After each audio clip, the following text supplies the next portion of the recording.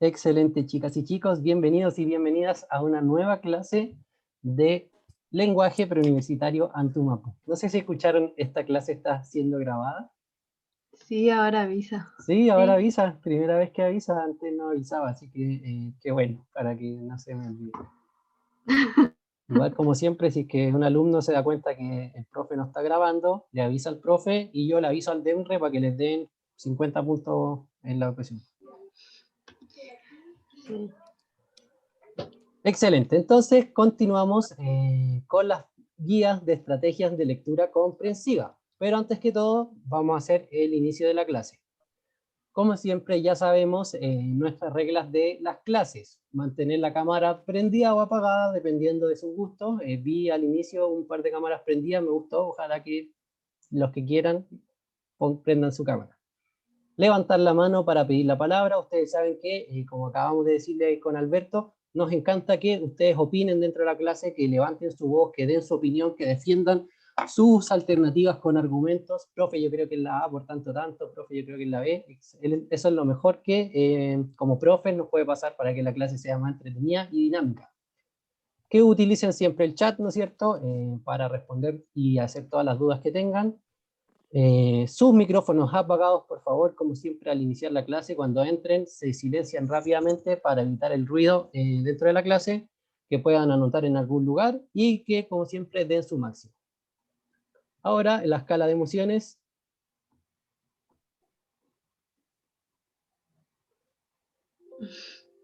No. No, falló. Bueno, Bueno, del 1 al Otra 7. vez no. Del 1 al 7, ¿cómo se sienten al inicio de esta clase? no de nuevo. ¿Saben que algo le pasa a las escalas como que siempre no... Un 3, 5, 7, 4, menos 1 se equivocó, era del 1 al No. 7. Sí. Sugei, 7, 7, 7, bien, con todo el ánimo Sugei. 5, 4, 5, 5, 5, 6. Pero ahí dice que estaba esperando la escala de Nutrias y ya fue, ya la pusimos. Sí, pues la escala de nutrias fue la semana pasada, el jueves, si no me equivoco. 1 por el ensayo de matemáticas. No, ánimo, ánimo, ánimo. El primer ensayo siempre es difícil, después uno va mejorando. Así que no hay que echarse a morir, Carla, vamos con todo. Siempre con ánimo, siempre con esperanza. Sigo esperando la escala de nutrias. No, ya salió la escala. 7. No es lo mismo sin escala. No, la verdad es que las imágenes valen más, valen 100 palabras, pero bueno, mañana sí que sí hay escala, lo prometemos. 6,9, bien Alberto. 1, rendí el parcial de matemáticas del pruebo ayer y no logré acabarla. No importa, lo importante es que las que haya alcanzado a terminar las tenga correctas o que haya entendido la pregunta. Me dio pánico. No, nunca hay que darle pánico. Lo importante es lo que alcanza a completar, que lo complete bien. Por ejemplo, yo para entrar a agronomía respondí 28 preguntas de la prueba. En ese tiempo había que omitir, porque por las preguntas malas te descontaban. Y entré a agronomía en la Chile respondiendo 28 preguntas de la prueba de ciencias, solo con 28. Así que nunca tener pánico, siempre con esperanza, con fe. La fe y la esperanza es lo último que se pierde. No se vale, no tuve luz. Pucha, yo también, a mí se me cortó la luz sábado y viernes y sábado. Todo el viernes y sábado oscuro. Me fue horrible en mate por 100. No importa, el lenguaje nos va bien. Ahí levantamos los promedios. Acuérdense de entrar con el audio apagado, dice Sofía. Muchas gracias, Sofía. A mí el jueves. Pompón. Bájate de la mesa. ¿Quién tiene un gato llamado Pompón? Ahí está escribiendo algo el gato, parece. Perdón. No se preocupe, Carla. Nos pasa seguido que hay un gato Pompón arriba de la mesa. Todos los años lo mismo. Todas las clases. Ya, ahora sí.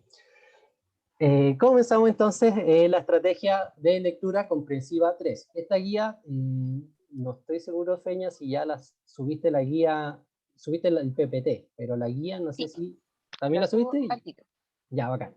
Entonces, hoy día vamos a trabajar la guía de estrategias de lectura comprensiva 3. Esta guía es un refuerzo de la competencia 1. Como vimos las dos clases anteriores, ¿cuál es la primera competencia o la habilidad que necesitamos para responder las preguntas más básicas de comprensión de lectura? es la habilidad de saber o poder extraer información explícita, textual, que está en el texto leído. Dentro de las habilidades de extraer información explícita o preguntas de información explícita, como lo llamamos, encontramos tres tipos de preguntas, como vimos en las clases anteriores. Preguntas de comprender, analizar, donde la información explícita vamos a tener que comprenderla o analizarla. Era mi gato. Las preguntas de identificar, donde nos van a decir una información explícita que debemos identificar en el texto, o las preguntas de caracterizar, donde obviamente a través de la información explícita debemos caracterizar algo que está en el texto. ¿Cuál es la gracia de estas preguntas? Como ya lo dijimos en las clases anteriores, que son las preguntas más fáciles de responder de la prueba, ya que la información necesaria siempre va a estar explícita, textual, en el fragmento o en el texto. Por lo tanto, simplemente tenemos que, y también vimos las estrategias de resolución, qué estrategias tomamos para resolver las habilidades de la competencia de información explícita. Ya sabemos que la mayoría de las veces debemos entender sobre qué se nos pregunta, identificar o encontrar esa información en el texto y comparar con la respuesta. Casi siempre tomamos, independiente sean de comprender, de identificar o de caracterizar, siempre tomamos una estrategia similar, que es entender sobre qué se nos pregunta, identificar dónde sale en el texto aquello de lo que se nos pregunta y ver la información explícita que se dice sobre eso.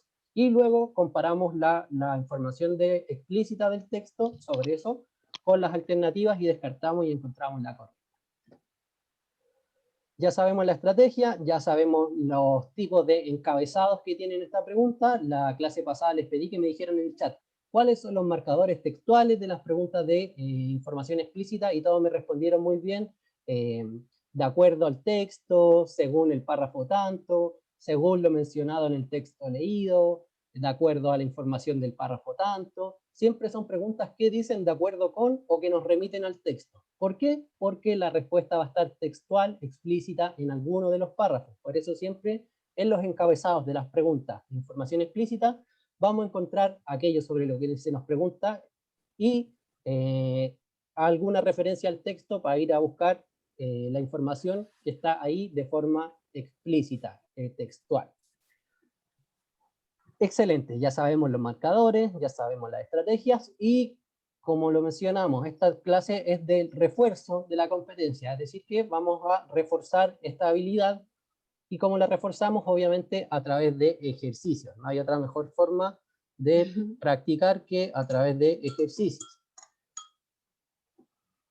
Bien, aquí tenemos el primer texto, pero ya sabemos lo que hay que hacer antes del texto. ¿Qué se hace antes del texto? Preguntas. Sí. Exacto, vamos a ver las preguntas. Antes de leer el texto, leemos las preguntas, y también nos sirve mucho leer el título del texto, si es que tiene título, ver la forma del texto, si hay diálogos, si es que es un texto que parece expositivo, si es que parece un texto, una información de la prensa, etcétera, etcétera. Y también el autor, si es que tiene autor el texto. En este caso, el texto no tiene autor, no tiene título, y vemos que es un texto normal escrito en prosa, no en verso. Bien, vamos al análisis de las preguntas para saber en qué nos fijamos al momento de la lectura, ¿ya? También les recuerdo que en la clase pasada les dije que estas preguntas textuales hay como dos estrategias para responderlas. Una es ir respondiéndolas entre medio de la lectura. O sea, parar la lectura cuando encontramos algo sobre lo que se nos pregunta, ir a esa pregunta, responderla rápidamente y volver al texto.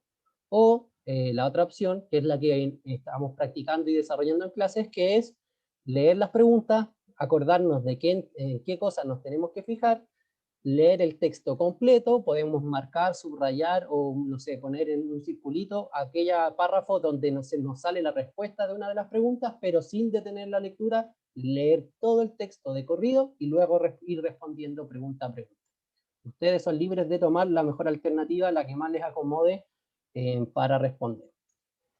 Entonces, vamos con las preguntas del texto 1. Pregunta 1 dice: el contexto de producción del fragmento es, un libro de crítica literaria, un curso de aplicación de la literatura, una conferencia entre especialistas, conferencia entre público general, o un tratado de historia de la literatura. Bien, básicamente esta va a ser una pregunta del tipo, yo creo que identificar o caracterizar, ya que según lo que encontremos en el texto, vamos a tener que identificar cuál es el contexto de producción, es decir, en qué situación crearon este fragmento de dónde viene, cuál es su origen. Pregunta 2, dice 1 pero 2, de acuerdo al texto, ¿es verdadero qué? Es verdadero, es decir, de aquí, en este texto, en esta pregunta, vamos a encontrar 4 alternativas falsas, 4 alternativas de descarte, y una alternativa verdadera que va a estar textual en el texto, valga la redundancia. Entonces simplemente podemos hacerlo, ya sabemos, por descarte, o acordándonos de cuál de estas frases sale textual, y identificamos esa como correcta. Pregunta 3. Las funciones de los géneros literarios, de acuerdo al texto, es o son: establecer categorías, explicar las obras literarias, agrupar las distintas producciones literarias. Bien, ahí vamos a tener que identificar en el texto cuáles son las funciones de los géneros que salen en el párrafo. Pregunta 4, ¿qué recurso usa el emisor del texto en su exposición? Cuando nos preguntan recurso, vamos a tener que identificar si hay un orden deductivo, orden inductivo, de lo abstracto a lo concreto, que sería lo mismo que inductivo, no, que sería lo mismo que deductivo, perdón, de lo general a lo particular, de lo abstracto a lo concreto. D, formula, perdón, que me salió el... Formula pregunta y la responde, o un criterio cronológico. Vamos a tener que identificar el recurso que usa el emisor del texto. Y la pregunta 5, el concepto de género natural está asociado a o al. Ya, cuando nos hablen género natural, ya sabemos que nos tenemos que fijar a qué está asociado.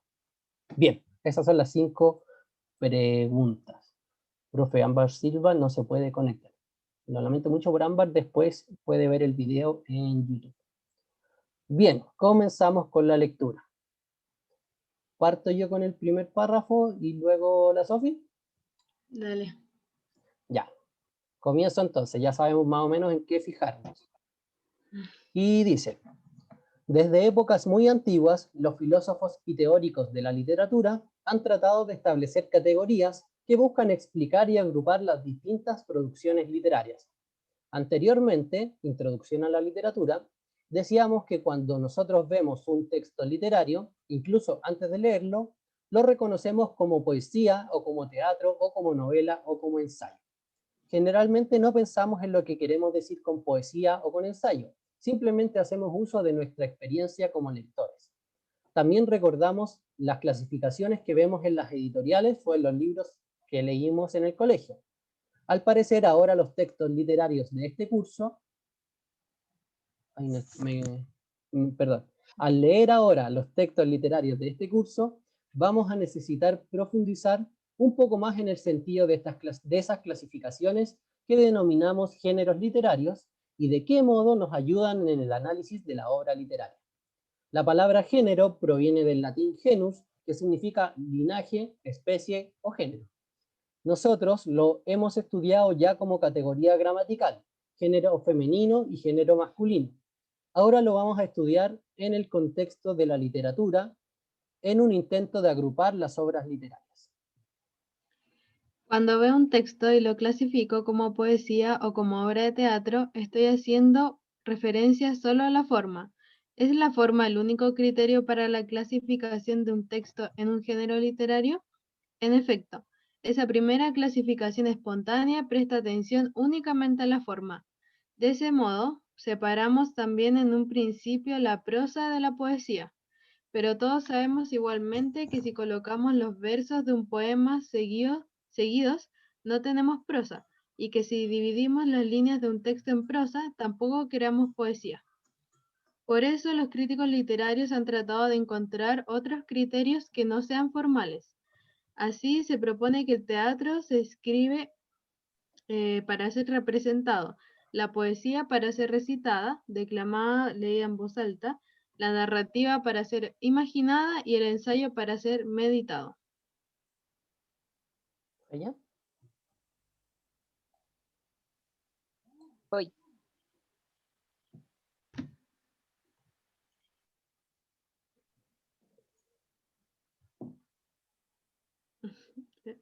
¿Está ahí?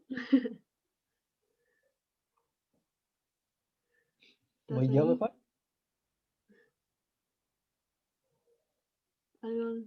Ya, voy yo y después la compañía 4. Pero esta clasificación parece tan arbitraria como la anterior, pues yo puedo leer una poesía en silencio y meditar una obra de teatro. ¿Para qué usamos entonces la clasificación en géneros? Sí, la clasificación anterior es, hasta cierto punto, tan arbitraria como la clasificación que dependía de la forma.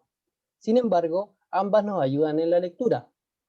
La forma es una convención aceptada tanto por el autor como por el lector y el mundo editorial, es decir, tiene un sentido histórico. La segunda clasificación refleja una característica fundamental de cada uno de los textos. Para descubrir el ritmo de un poema, parece que es necesario declamarlo, leerlo en voz alta. La obra de teatro adquiere una dimensión mucho más completa cuando la vemos representada. El ensayo se escribe para incitar, motivar a la reflexión, mientras que en el cuento o en la novela generalmente se crea un mundo más o menos real o fantástico y se pide al lector que lo acepte.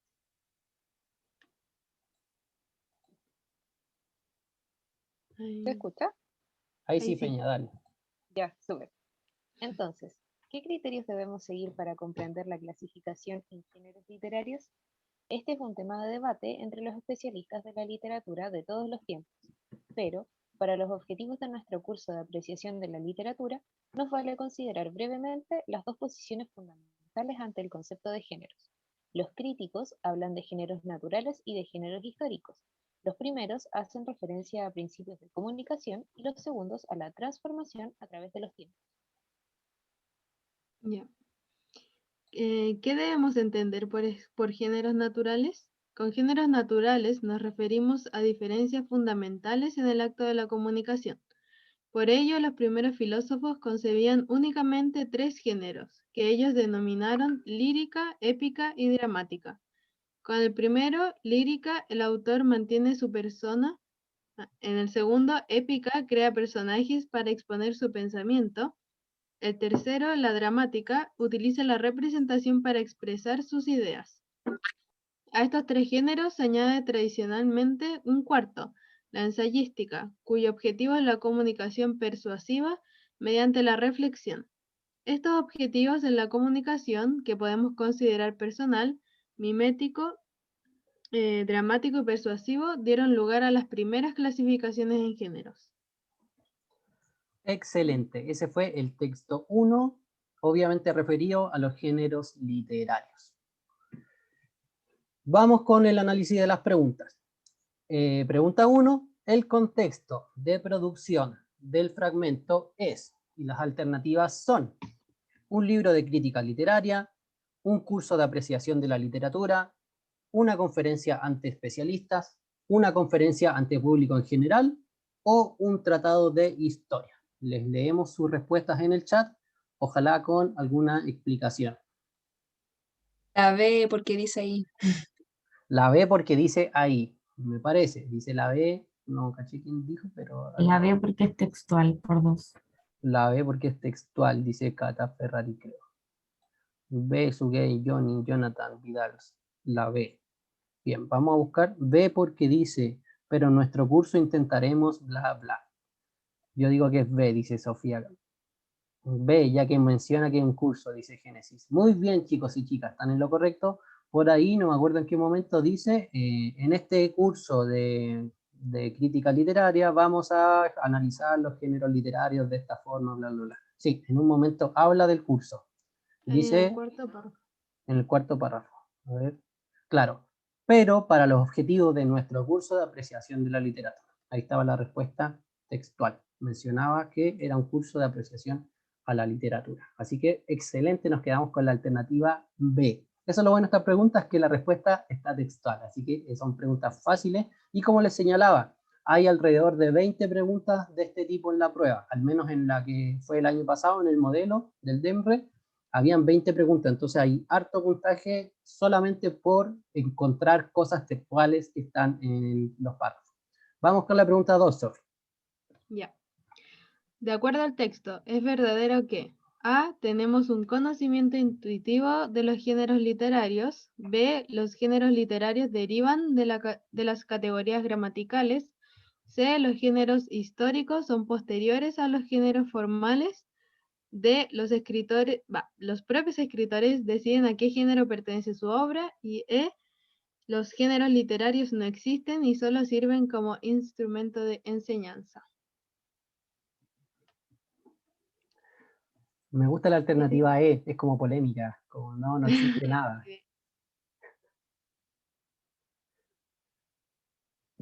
Sugei dice la B, no sé si ahora o a la anterior, pero...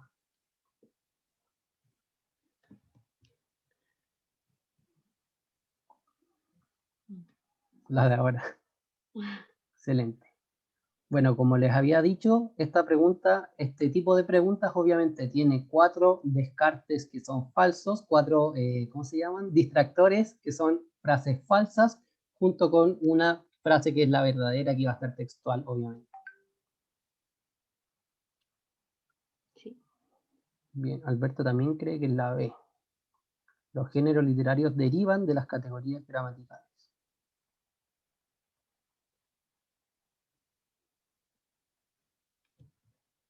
Ujú. Camila Guzmán la B. Yo tendría que volver al texto en la prueba. Sí, en las preguntas de información explícita casi siempre uno vuelve al texto. Es difícil que uno se acuerde así como, oh, ¿verdad que decía, justo me acuerdo que decía esta? No, es difícil, como que uno siempre está volviendo a revisar al texto en estas preguntas. Es lo más común. Ya, volvamos al texto para encontrar la respuesta. ¿Tú, Sofi, ya identificaste? Más o menos, como que ya sé por lo menos cuál no creo que son. Ya, vamos descartando entonces. Ya. Entonces la E yo creo que no es porque no, en ningún momento nos dicen que no existen, de hecho nos hablan a cada rato de los géneros literarios. Sí. Entonces, fuera.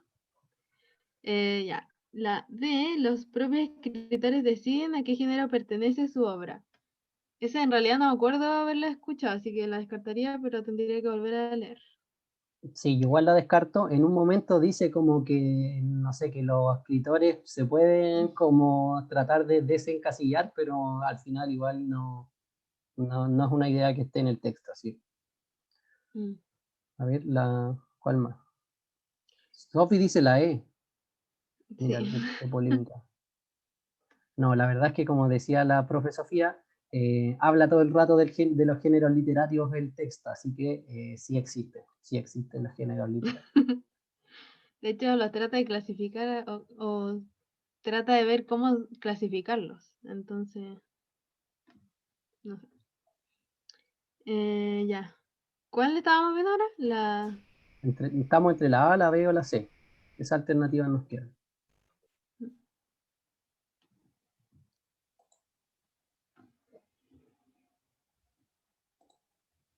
Ya, a ver. Ahí la Sofía se corrigió, dice que es la Creo A. que es la A porque por ahí decía que como que aunque no supiéramos sobre los textos, aún así podíamos como saber qué era, qué tipo de texto era. Sí, hay una parte del texto que dice que uno igual tiene cierta experiencia que aplica al ver un texto y que incluso antes de leerlo uno puede decir, ah, es una novela, es un cuento, etc. Hay un momento en que se señala eso. Vamos a ver. Pero por ejemplo, la B y la C, de la B y la C yo descartaría la C. Los géneros históricos Sí. son posteriores a los géneros formales. Obviamente si son los géneros históricos, que se refiere a los que crearon los griegos, son anteriores y no posteriores a los géneros formales. Así que descartamos la C también. Estaríamos entre la A y la B. La parte que dice Fernanda Cifuentes estaba por aquí. Aquí, ¿no es cierto? Generalmente no pensamos en lo que quiere decir con poesía o ensayo. Simplemente hacemos uso de nuestra experiencia como lectores. Cuando nosotros vemos un texto literario, incluso antes de leerlo, lo reconocemos como poesía. No pensamos en lo que queremos decir, pero hacemos uso de nuestra experiencia como lectores. Ya, eso se señala. Por lo tanto, igual la A podría ser. Y ahora, ¿por qué la A y no la B? Busquemos una forma de descartar la B. Es ¿Qué que dice? dice la B de los géneros literarios derivan de las categorías gramaticales y no, eso Ya, no me hace sentido. eso debe salir en segunda parte. A ver, aquí. ¿Qué criterios?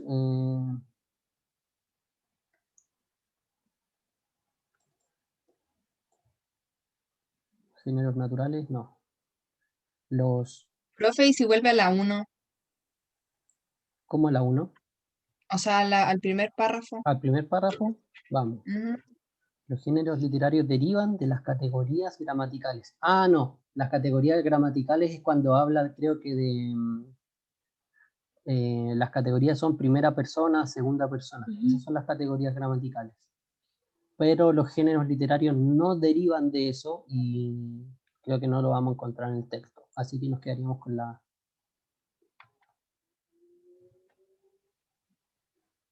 Sí, porque no encuentro nada de sobre la... Ahí dice Aquí, categoría aquí. gramatical. Sí, categoría gramatical. Nosotros hemos estudiado ya como categoría gramatical, género masculino y femenino. Ahora lo vamos a estudiar en el contexto de la literatura en un intento de agrupar obras literarias.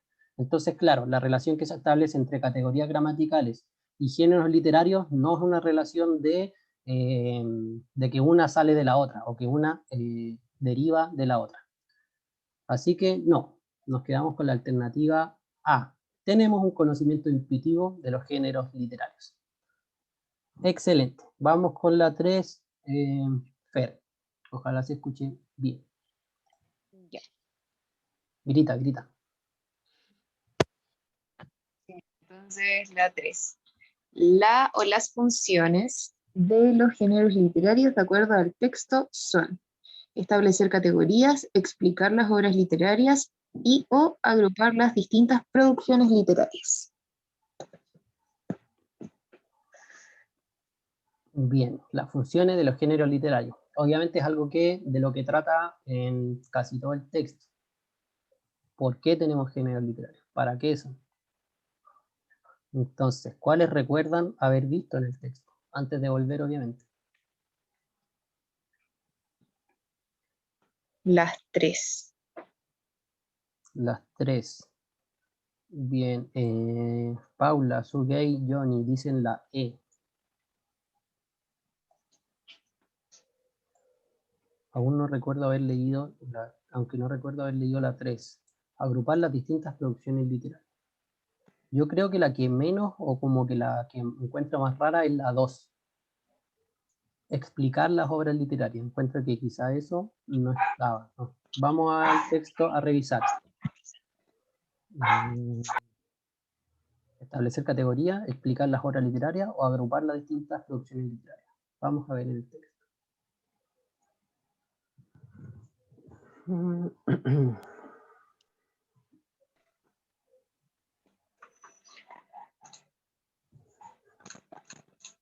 Aquí, vamos El párrafo 2 habla de las clasificaciones. Porque dice, ¿es la forma el único criterio para la clasificación de un texto en un género literario? Y se responde, en efecto, esa primera clasificación espontánea presta atención únicamente a la forma. Bien, entonces ahí estaría clasificando. Yo encuentro aquí en el primer párrafo el análisis de la obra literaria. Aquí, al leer los textos literarios de este curso, vamos a profundizar en las clasificaciones de los géneros literarios y de qué modo nos ayudan en el análisis de la obra literaria. A ver. Establecer categorías. Explicar las obras literarias.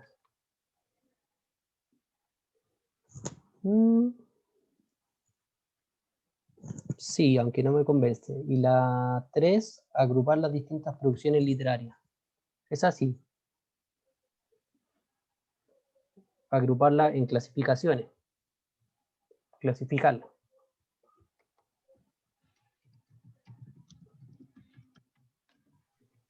Si volvemos al párrafo 3, Ahí está. Dice, la segunda clasificación refleja una característica fundamental de cada uno de los textos. Para descubrir el ritmo de un poema parece que necesitamos declamarlo, la obra de teatro adquiere una dimensión mucho más completa, el ensayo se escribe para incitar, motivar a la reflexión, y da como varias características de los distintos textos. Pero no sé si eso alcanza para decir que la 2 es correcta. Para explicarlo. Claro.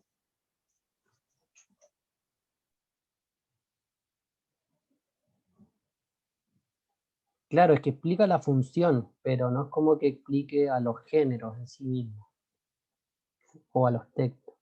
Digo que es la E, ya que no hay una alternativa donde descarte la 2 e incluya a las otras, a la vez a las otras. Esa es una muy buena forma de resolverla, Fernanda, como ir a la alternativa y ver si es que hay una opción que no arroje la 2 y que sí arroje la 1 y la 3. En este caso, no tenemos esa alternativa, por lo tanto, es imposible de que sea la 1 y la 3 y no la 2. Exacto. Excelente, Fernanda. Muy buen descarte, muy bien aplicado el descarte, porque ¿para qué vamos a cabecear si es que encontramos no la 2 y ya encontramos la 1 y la 3 y no hay ninguna alternativa que tenga la 1 y la 3 y que no tenga la 2? Así que, excelente. Muy bien, Fernanda. La felicito, se ganó el premio a la mejor alumna del día. Vamos a hacer un cuadro de honor todas las clases. Sí, sí. Después vamos a pedir fotos y vamos a hacer escala de notas, escala de emociones con los mejores alumnos de cada clase. Excelente, ya. Continuamos con la pregunta 4. Me toca a mí. ¿Qué recurso usa el emisor del texto en su exposición? Utiliza un orden deductivo, un orden inductivo, de lo abstracto a lo concreto, formula preguntas y las responde, o usa un criterio cronológico, es decir, en orden temporal, ¿no es cierto? Desde lo más antiguo a lo más presente y de luego al futuro. ¿Qué recurso usa? Orden deductivo, orden inductivo, de lo abstracto a lo concreto, preguntas que responde o criterio cronológico. Paula dice, yo no sé lo que es deductivo o inductivo. Excelente, yo le explico muy rápidamente lo que es el orden deductivo o el orden inductivo. Cuando hablamos de orden deductivo, es cuando una exposición avanza desde lo general a lo particular, desde lo más global y amplio a lo más específico y terminando en los ejemplos. Ese es el orden deductivo, cuando nos movemos desde lo más amplio o lo más general, avanzando cada vez, mientras avanza la exposición, hacia lo más específico o particular y terminamos con los ejemplos que comprueban ideas muy generales de que dijimos al principio. Es el orden deductivo. El inductivo es al revés. Partimos desde lo más específico y puntual y vamos agrandando esos ejemplos hasta llegar a una idea general. ¿Ven? Eso es básicamente el orden inductivo y el orden deductivo. Por ejemplo, inductivo es como si yo digo, ya, yo tomo una cuchara y la suelto y se cae. Tomo una botella y la suelto y se cae. Entonces podemos concluir de que hay una ley de gravedad que atrae las cosas hacia el suelo. Entonces, a partir de muchos casos específicos, llegamos a una idea general o amplia. Es el orden inductivo. Deductivo al revés, de general a particular. Inductivo, de lo particular a lo general. También puede entenderse de lo abstracto a lo concreto. Con eso podemos descartar la alternativa C y la A, porque el orden deductivo siempre va de lo abstracto a lo concreto. Y son dos alternativas que no pueden estar las dos correctas. Así que, como son iguales, las descartamos. ¿Ya? Eso también me inspiré con Fernanda porque descartó muy bien. Así que aquí también podemos descartar la A y la C, porque son iguales. Explican lo mismo y no pueden estar las dos correctas. Así que las descartamos ambas. Paula dice la D, Antonia la D, Johnny la D, Cata la D, porque hace preguntas. Gracias, profe me quedo con la D. Matías D, Sugei D. Excelente, muy bien, chicos y chicas. Encontramos que el recurso utilizado es formula preguntas y las responde. ¿Por qué? Porque él va haciendo preguntas. Bueno, el primer párrafo es una introducción. La verdad es que no utiliza preguntas en el primer párrafo, pero luego sí. ¿Es la forma el único criterio? En efecto, sí, bla, bla, bla. Hace una pregunta y la responde, le explica. Luego aquí hace otra pregunta, ¿Para qué usamos entonces la clasificación de género? Y la responde. Aquí otra pregunta del párrafo 4. ¿Qué criterios debemos seguir para la clasificación? Y la responde. Y 5. ¿Qué debemos entender por los géneros? Y la responde. Así que excelente. Aquí había que identificar que simplemente habían preguntas que el emisor del texto formulaba y luego las respondía. ¿Cómo se llaman estas preguntas? Se llaman preguntas retóricas. No es que el autor no sepa la respuesta, de hecho sí la sabe y la responde. Por eso son preguntas retóricas, ya que buscan generar un diálogo, una discusión en el momento de una discusión, hablando, ¿ya? Son preguntas retóricas porque se supone que mientras yo estoy hablando algo, le hago una pregunta a ustedes para que ustedes piensen y yo doy la respuesta para mantenerlos enganchados. Se la pregunta a sí mismo y se la responde. Sí, más que preguntársela a sí mismo, se la pregunta al espectador, al receptor del texto, para que mantenga la atención y se enganche. Nos quedamos con la alternativa D. Formula preguntas y las responde. Excelente. Vamos con la última pregunta, Sofi. La última pregunta de este texto. Dice, el concepto de género natural está asociado a o al. A, la época histórica en que se produjo determinada obra literaria. B, al acto comunicativo específico de las obras. C, la forma y finalidad de las obras literarias. D, la persona gramatical que utiliza el autor para expresarse. E, la obra literaria considerada como arte con excepción de los ensayos. Excelente. ¿A qué está asociado el concepto de género natural? Esto estaba en la segunda parte del texto. Sí, en el último párrafo. Vamos a ver. Y aquí nos dice, de partida nos pregunta, ¿qué debemos entender por géneros naturales? Entonces nos dice que con esto nos referimos a diferencias fundamentales en el acto de la comunicación.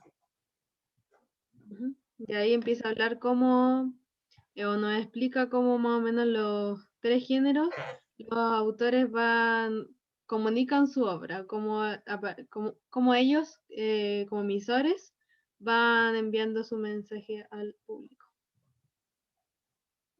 Entonces, la respuesta es... Entonces, vamos descartando, ¿cierto? Vamos descartando con las alternativas.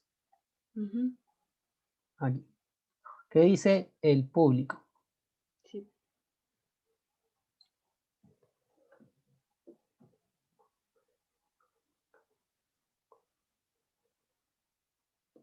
La B dice...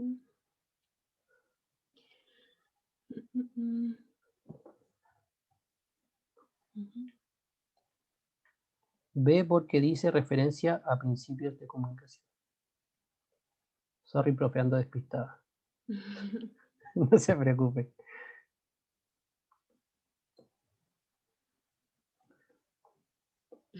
Bien, una B de bendiciones. B de... Ay, ¿cómo se llama el gato? Se me fue. ¿El gato? Sí, el gato que se subió a la mesa. Ah, Pompón. Pompón. Nada que ver B de Pompón. No. Ya, entonces dice... el autor, con la lírica, el autor mantiene su persona, con la épica, crea personas para exponer su pensamiento, con la dramática, utiliza la representación para expresar sus ideas, etc. Ya, Sofi, ¿con cuál te quedaste tú? Yo me quedo con la B. ¿Con la B de bendiciones? Sí, de bendiciones. Porque según yo la más completa que abarca todas las explicaciones que el autor da. Y quizá se pueden confundir un poco la D, no sé, porque habla de la persona gramatical que utiliza el autor, pero eso solamente él habla para el primer género que explica, no me acuerdo cuál era. Y las otras se descartan porque no tienen que ver con nada con el acto comunicativo, ni con lo que explica. Claro, la D, por ejemplo, lo de persona gramatical es primera persona yo o nosotros, segunda persona tú o ustedes, y tercera persona él, ella, eso o esa. Pero eso no tiene nada que ver con los géneros naturales, no porque sea género lírico va a ser en primera persona, o si es que es género dramático en segunda persona, no va, no aplica, nada que ver. ¿Y a qué se refiere con acto comunicativo específico? Quiere decir un poco con la intención o la función que está cumpliendo una comunicación. Por ejemplo, si que yo quiero convencer a alguien de algo, va a ser un texto asociado a la función apelativa, que busca apelar al receptor, y probablemente encontremos un texto de tipo argumentativo, ya que yo voy a argumentar para que la otra persona cambie su opinión. Este es un acto comunicativo específico de apelar, ¿no es cierto?, apelativo o conativo. Cuando hablamos de un texto que refiere a las emocionalidades del autor, como por ejemplo un poema, hablamos de un texto expresivo o emotivo, que es su acto comunicativo específico apunta a expresar las opiniones del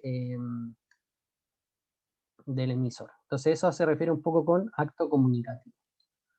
Me dicen que hay alguien en la sala de espera, pero la sala de espera está inhabilitada. El que tiene el link entra directo, así que no puede ser Luis. No hay sala de espera.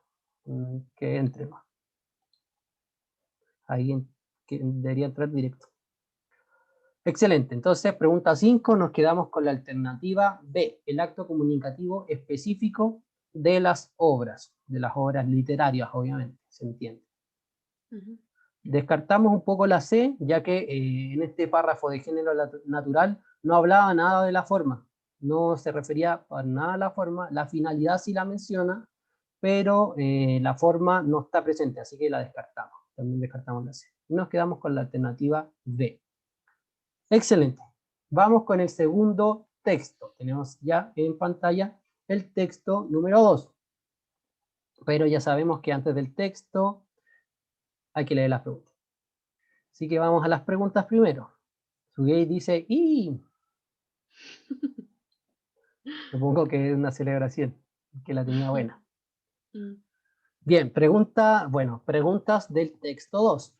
Dice, pregunta 6, de acuerdo al autor, siempre nos remite al párrafo, ¿no es cierto? De acuerdo al autor, según lo expresado por el autor en el texto, los géneros históricos y los géneros naturales. Bien, vamos a tener que ver qué dice, qué relación se establece entre los géneros históricos y los géneros naturales. 7, los géneros naturales, de acuerdo al texto. Entonces también vamos a tener que volver a fijarnos cuando hablen de los géneros naturales y ver qué se afirma textualmente sobre ellos, los géneros naturales. 8, los géneros varían en el tiempo, porque entonces aquí vamos a tener que identificar la razón o la causa de que los géneros vayan cambiando en el tiempo. En el texto nos van a explicar por qué los géneros cambian en el tiempo y nosotros vamos a tener que identificar esa causa o razón o motivo de que cambie. Y la pregunta 9, de acuerdo al autor. Aquí sí que va a ser algo textual. Una de estas frases va a estar textual, señalada por el autor, y vamos a tener que compararlo. Vamos a comparar las alternativas con el texto. Creo que hay 2 más, ¿o no? Ah, no, son esas no. Son 4 preguntas este texto. Excelente. Texto breve, 4 preguntas. Y vamos a la lectura del texto. ¿Quién parte? ¿Parto yo? Ya. Después sí. Ya, voy entonces con el párrafo 1. ¿En qué se diferencian los géneros históricos de los naturales? Bien, aquí vamos a tener la respuesta al tiro a la pregunta que acabamos de ver, la pregunta 6. ¿En qué se diferencian los géneros históricos de los naturales? Los géneros naturales son propios del ser humano, es decir, o yo hablo con mi propia voz, o creo a un personaje que hable por mí, o mezclo ambas formas de articular mi pensamiento. Luego, una vez que los autores empezaron a crear obras literarias y el público comenzó a leerlas, empezaron también a surgir características propias de cada género que los lectores podían identificar. En un comienzo, por ejemplo, tanto la lírica como la épica usaban la forma de lo que hoy reconocemos como poesía. Todavía hoy tenemos poemas líricos y épicos, pero poco a poco se fue prefiriendo la prosa para la creación de personajes en lo que hoy reconocemos como el cuento o la novela. En otras palabras, los géneros naturales surgen con la comunicación misma. Los géneros históricos son construcciones humanas en constante transformación que se van desarrollando a través del tiempo. Los géneros naturales nos sirven en un principio para comprender diferencias fundamentales en el acto de comunicación. Los géneros históricos muestran la complejidad y variedad que dichos principios fundamentales han ido adquiriendo a través de la historia de la literatura. Entendido de ese modo, ¿los géneros naturales e históricos son parte de un mismo proceso? Así es, en efecto. En este curso nos vamos a centrar en las construcciones culturales que representan los géneros históricos, y los textos en este curso se encuentran agrupados en 4 géneros: poesía, narrativa, ensayo y teatro. ¿Qué quiere decir que son construcciones culturales? Con construcciones culturales queremos decir que llegan a formar una especie de código compartido entre el autor de un texto y los lectores de dicho texto. Cuando decíamos al comienzo de esta página que espontáneamente reconocíamos si un texto era poesía, narrativa o teatro, queríamos decir que en la forma del texto reconocíamos un código especial que sabíamos interpretar. Es decir, el autor de un texto, al querer comunicar una idea o una emoción o una fantasía, decide usar un código literario especial que en sus elementos esenciales el lector también comparte.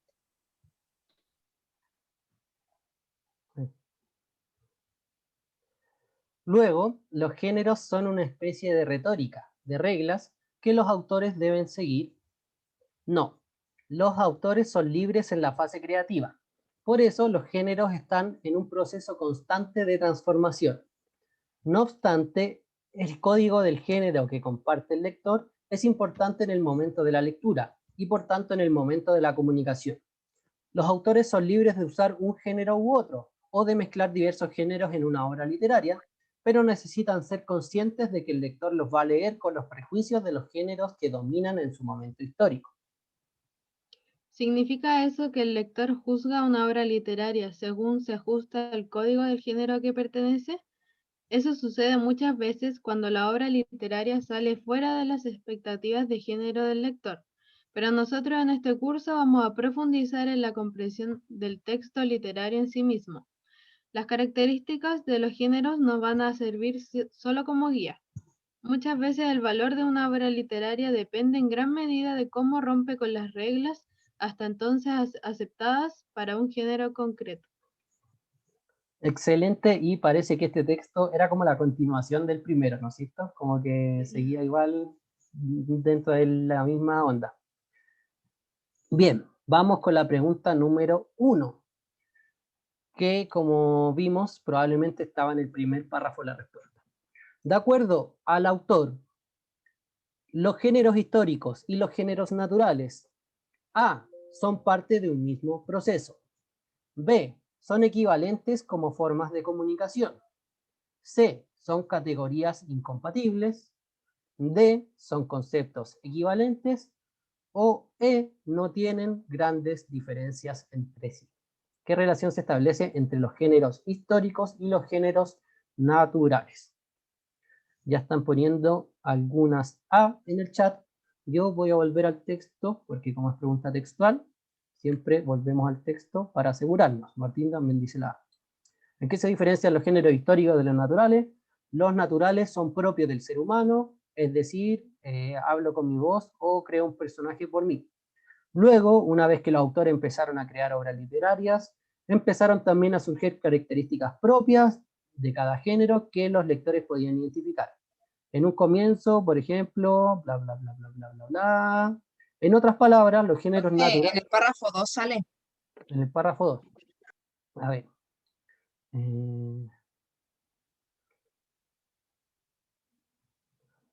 ¿Los géneros naturales e históricos son parte de un mismo proceso? Así es, en efecto. Muy bien. Está muy atenta y participativa Fernanda. Nos respondió al tiro. ¿Por qué es la A? Porque sale en el párrafo 2. ¿Los géneros naturales e históricos son parte de un mismo proceso? Así es, en efecto. Sale muy, muy textual. Entonces nos quedamos con la alternativa A. Excelente, Fernanda. Muy bien. Vamos con la 2. Sophie. Ya. Dice, los géneros naturales, de acuerdo al texto, son construcciones culturales. B, surgen con la comunicación misma. C, son posteriores a los géneros históricos, D, no tienen influencia en la comprensión de la obra, y E, se van desarrollando a través del tiempo. ¿Qué dice el público? B de bendición, B. B. Ujú. Mm. Creo que en el primer párrafo lo dice. Aquí, al medio. En otras palabras, Ah, los géneros naturales surgen con la comunicación misma. Sí, bien, correcto. salía textual que los géneros naturales surgen con la comunicación misma en el párrafo 1. Ujú. Excelente, muy rápido responder. Esa es la gracia de estas preguntas, que si uno se acuerda más o menos dónde estaba, podemos responder la pregunta en menos de un minuto, mucho menos. Así que eso es lo bueno de las preguntas textuales. Podemos ir al texto, buscar la alternativa y comparar con la alternativa y responder al toque, muy rápido. Vamos con la 8, Feña. Ya. Los géneros varían en el tiempo porque cada generación los entiende de una manera distinta, la naturaleza del hombre es el cambio constante, la definición de género nunca ha sido clara, los autores pueden introducir innovaciones en sus obras o los escritores talentosos son capaces de crear constantemente nuevos géneros. Bien. Yo me acuerdo textual de la respuesta a esta pregunta. La leí. Recién. Paula dice la A. Antonia la A. Isidora la A. Bien, Fer, voy a volver al texto para que encontremos por qué varían los géneros en el tiempo.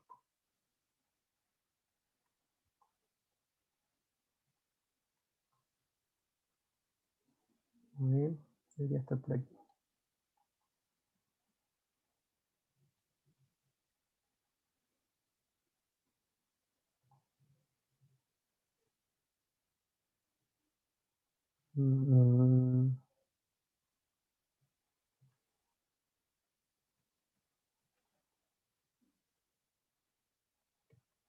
Aquí está la respuesta, en el párrafo 4.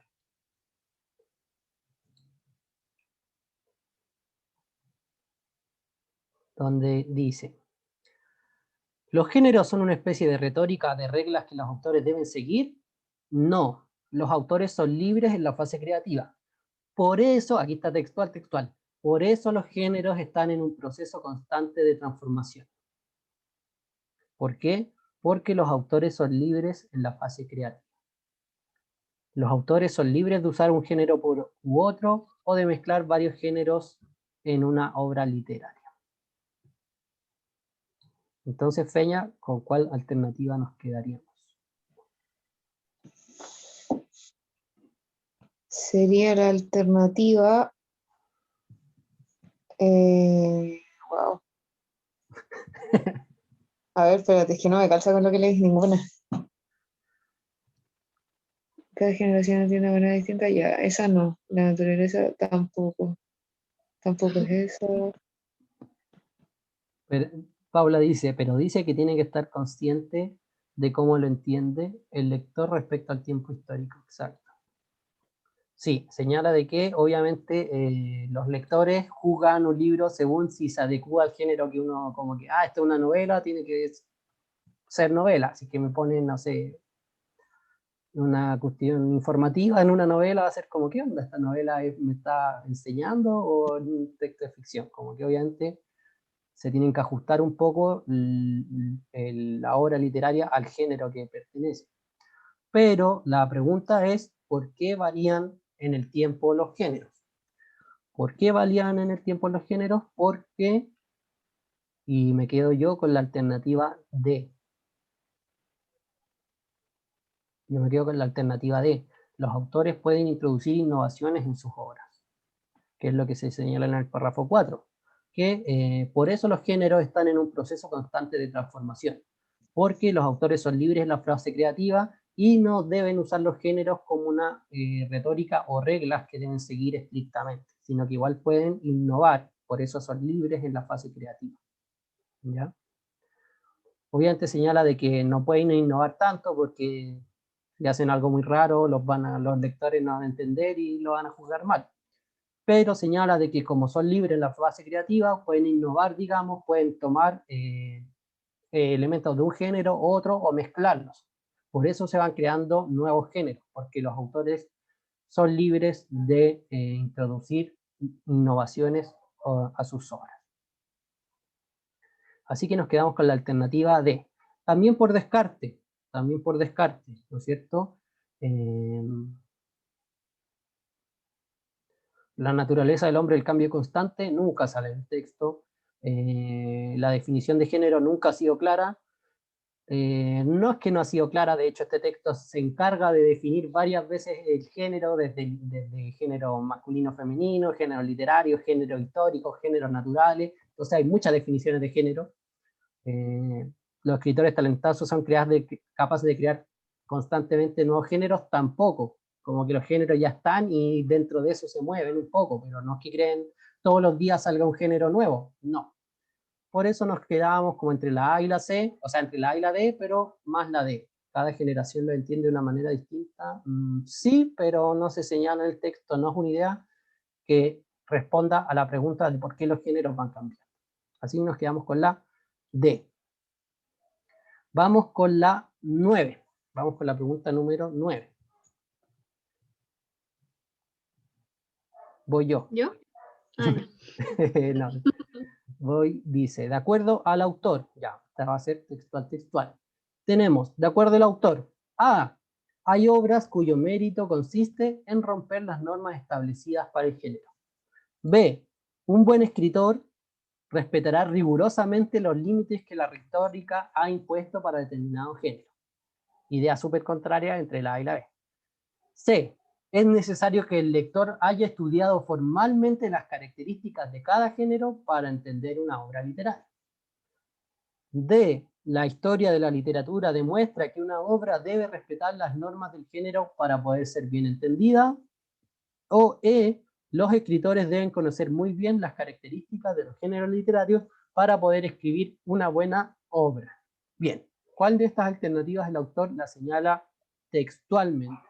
Eso es lo bueno de las preguntas textuales, que dice de acuerdo al autor. Entonces algo que el autor mencionó textualmente en el párrafo. Belén, Johnny, Jonathan dicen la A. Yo voy a descartar rápidamente la C.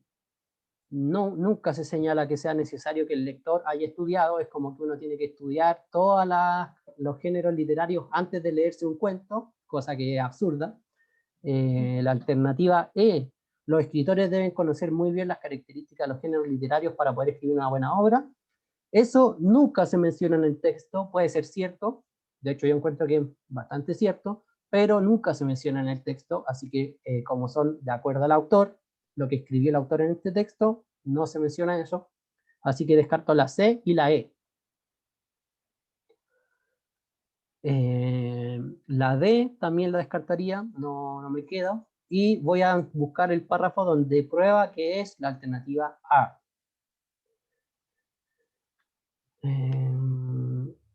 Aquí, la última frase del texto. Muchas veces el valor de una obra literaria depende en gran medida de cómo rompe con las reglas hasta entonces aceptadas para un género concreto. Ahí está la respuesta a esta pregunta, que es la alternativa A, donde hay obras cuyo mérito consiste en romper las normas establecidas para el género.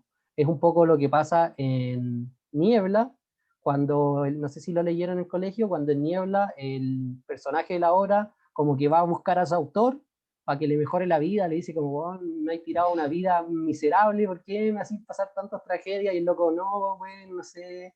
Pero el hecho de que el personaje haya ido a buscar al autor dentro de la obra son cosas que marcaron hitos y que hasta ahora por eso todavía seguimos leyendo en el colegio ese libro, porque rompió las normas, las reglas de ese género. Así que nos quedamos con la alternativa A. Hay obras cuyo mérito consiste en romper las normas establecidas para el género. Súper, nos quedamos con la A. Nos queda el último texto, pero nos quedan 8 minutos. ¿Alcanzaremos a hacer una? Mm, ¿Qué dice el público? Que sí. ¡Woo!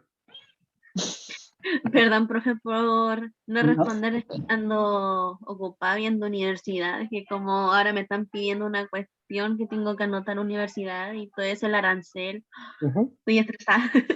Bueno, no se preocupe eso. Bien, vamos a analizar, yo creo que alcancemos a hacer 2 preguntas, ¿ya? Vamos a ver estas 2 preguntas y leemos el texto rápidamente.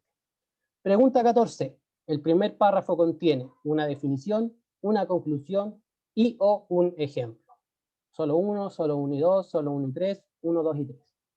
Entonces, ¿qué hay en el primer párrafo? Definición, conclusión y ejemplo. Y pregunta 15.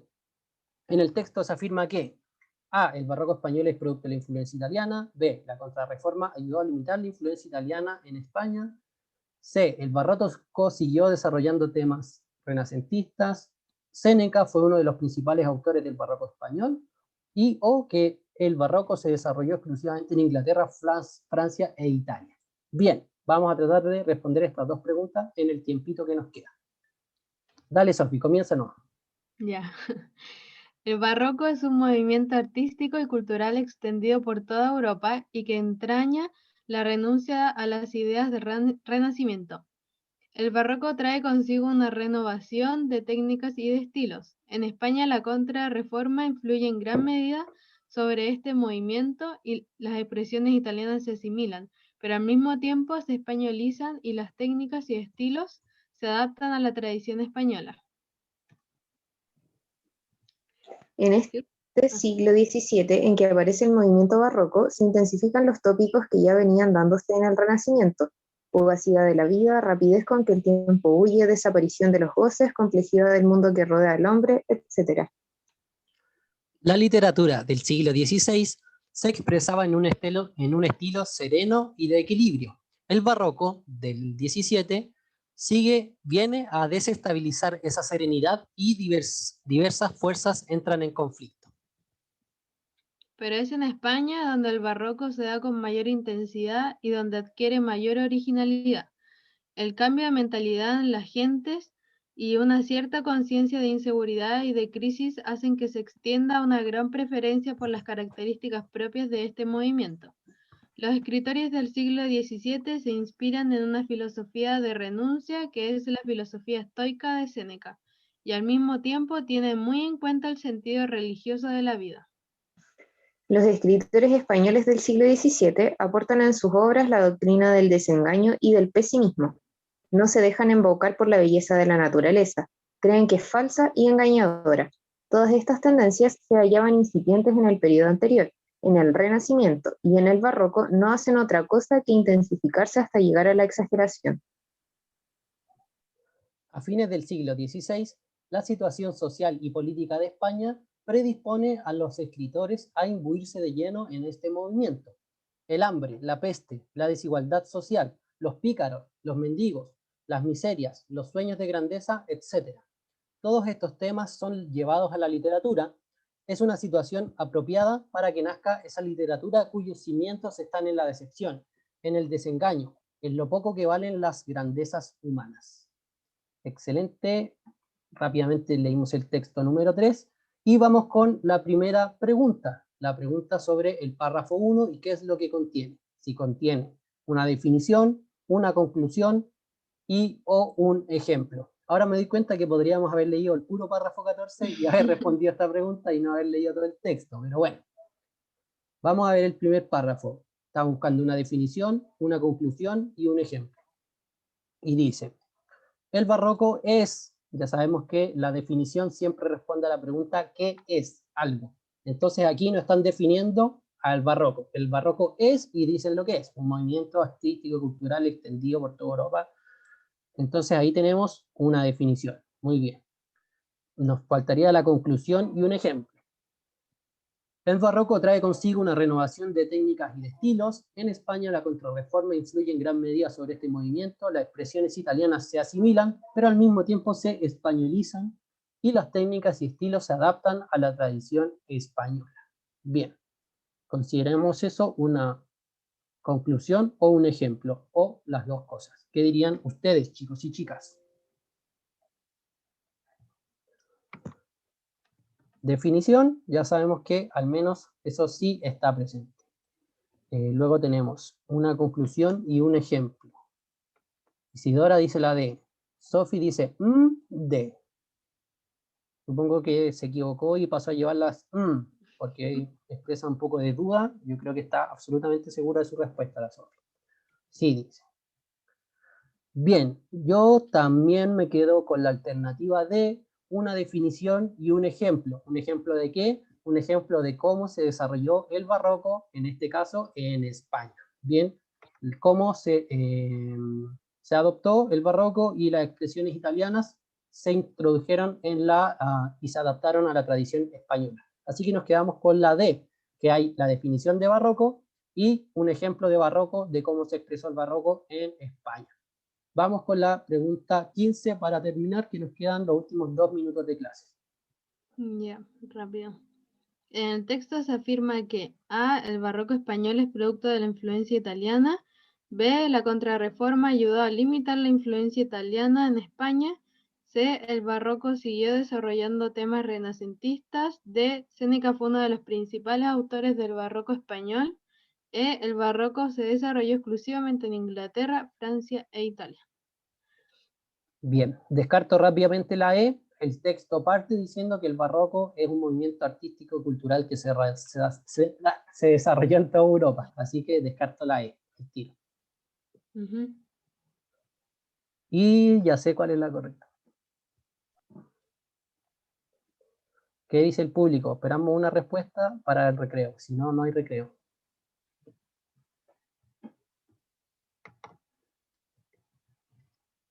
Sigamos, dice. ¿Qué alternativa es esa?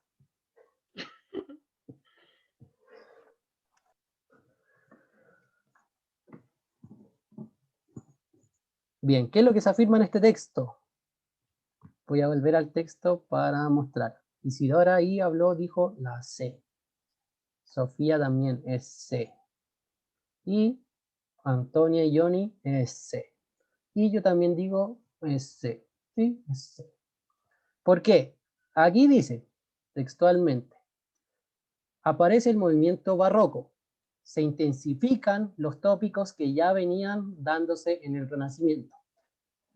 Tempus fugit, la rapidez del tiempo, aunque el tiempo huye, desaparición de los goces, complejidad del mundo que rodea al hombre, etc. Es decir, que el barroco intensifica, sigue desarrollando con mayor intensidad los tópicos que ya venían desarrollándose desde el Renacimiento. O sea, textual la respuesta, como en todas estas preguntas, está textual la respuesta, en este caso en el párrafo 2. Y nos quedamos con la alternativa C. Excelente, chicos y chicas, hemos llegado al término de nuestra clase de hoy. Con esto reforzamos la materia de preguntas de información explícita. Esperamos que les haya quedado súper claro, que hayan aprendido a identificar estas preguntas, porque siempre dicen se afirma o en el texto dice, etc.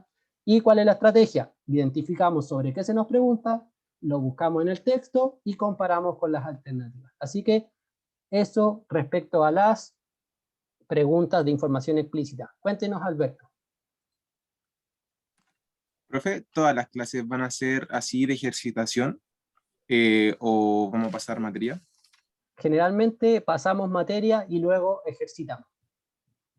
Como tenemos clases 2 veces a la semana, generalmente o intentamos de que pasemos la materia el miércoles y segunda parte del miércoles y jueves ejercitamos. Spoiler, la otra clase en materia, dice la profe Fer. Exacto. Bien, chicas y chicos, llegamos al final, no les queremos tomar más tiempo de su recreo, sabemos que es breve, así que quedan libres. Muchas gracias por su participación, gracias por hablar en el chat, por escribir en el chat, por hablar en persona, por todas las personas que dicen en la C, porque tanto, tanto, tanto. Esa forma de expresar su opinión con argumentos les va a servir mucho, no solo en la prueba, sino en la vida, en toda la vida. Así que los felicito y las felicito a todos y a todas. Que estén muy bien, chicos y chicas, se nos cuidan, se despiden las otras profes. Chao, que estén bien. Chao, chao. Nos vemos, chicas y chicos, que estén muy bien, un gran abrazo, se me cuidan y los queremos mucho. Chao, profe, que estén bien. Usted igual, Cata, que le vaya Bye. bien. Buenas tardes. Chao.